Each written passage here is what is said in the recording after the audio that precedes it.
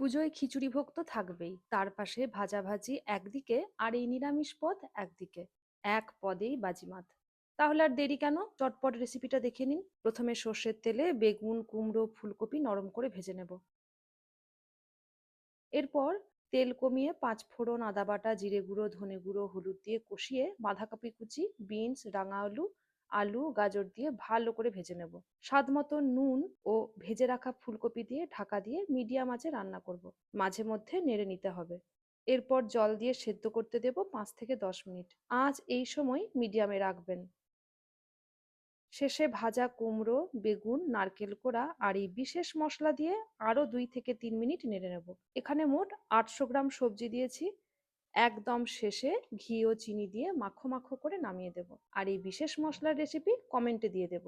এইভাবে গরম খিচুড়ির পাশে বানিয়ে নিন। কেমন লাগলো আমাকে কমেন্টে জানাবেন।